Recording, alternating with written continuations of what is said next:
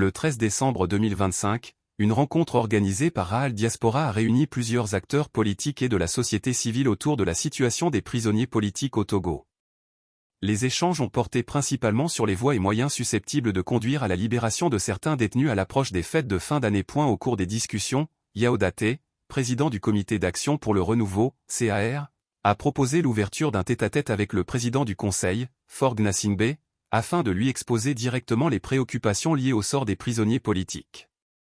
Il a, dans le même temps, invité les partis de l'opposition, la diaspora et les organisations de la société civile à se joindre à cette initiative. Insistant sur l'urgence et la portée humaine de la démarche, Yao Daté a déclaré « S'il faut aller rencontrer le chef de l'État, Faure Gnassingbé, pour que les citoyens qui croupissent en prison retrouvent leur liberté, ce sacrifice n'est pas trop grand. » De son côté, Dr Keïta a appelé les différents acteurs à saisir l'opportunité offerte par le président du Conseil, rappelant que ce dernier avait annoncé, dans son récent discours sur l'état de la nation, la libération de certaines catégories de prisonniers.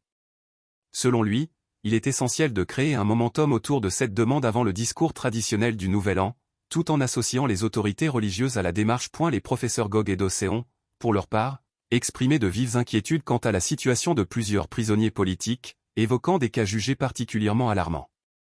Pour l'ensemble des participants, permettre à certains détenus de passer les fêtes en famille ne pourrait se concrétiser que par un acte de clémence du premier magistrat du pays.